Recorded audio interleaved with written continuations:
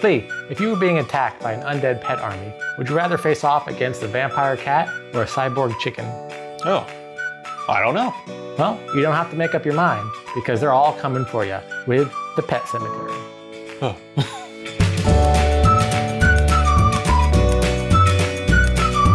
Pet Cemetery is a catch the leader, hand management style game where your character tries to make it through the pet cemetery and catch the mad scientists. You start off by randomly choosing a character and then moving them one spot at a time through the pet cemetery. Some spots offer special actions, like placing an undead monster, moving an undead monster, or opening treasure chests. You also have the option of playing cards. Some cards will have the same actions that are on the board.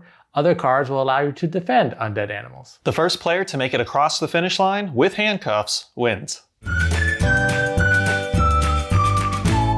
We got this game from Kickstarter, and it was the artwork that really attracted me to it. And then when we did our unboxing and we looked at the pieces, the artwork still looked pretty good in person. The artwork caught my eye too. Just looking at the box and looking online, it's cutesy with the pets and everything, but when you just look at those eyes and there's just no light in them, you know you're in for something.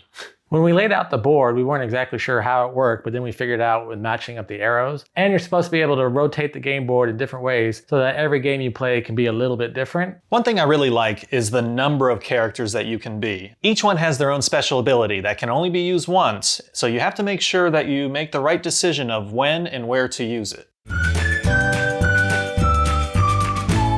The mechanics are very simple, so I feel like this is a great game for a family to play, especially if you have young kids. Everyone can enjoy it, even though it's kind of a dark theme of animals coming back to life and pet cemeteries and all that. It's still done in such a cutesy way and kind of a fun way that anyone will enjoy it. It's more like a Saturday morning cartoon, Scooby-Doo kind of pet cemetery versus a Stephen King type of pet cemetery. They're like, little monsters, but they're still smiling and nothing gory. I mean, there's a little girl.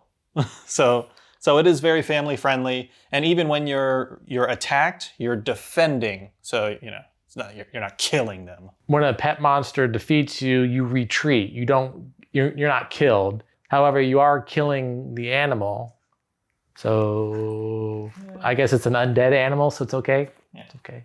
One thing I really like about the game is the catch the leader component of it, because when we play other games that are more take that, there's always this uncertainty period where either Juliana or myself or Teresa or even Kenny will pause because we're like, ooh, do I start the attack now? Like, am I the one that starts attacking other people or start messing with people? However, with the catch the leader, it's very clear that like, okay, this person's ahead, so we three need to get them. It brings a lot of like engagement, like it forces you to be the bad guy or to say, okay, I'm not gonna let you win. So the strategy is kind of timing it where you're not the first one, kind of like in Mario Kart. You don't want to get blue shelled. You don't want to be the first one, but at the same time, you still need to be close enough that you can make your breakaway when it's the right time. When we started playing the game, I thought it was cute. I love the artwork going in, like I said. I love the weapon cards to defend against the pet monsters when they attack you. There are save points where once you get past the save point, then you can't go back any further. So there were a lot of aspects that I liked.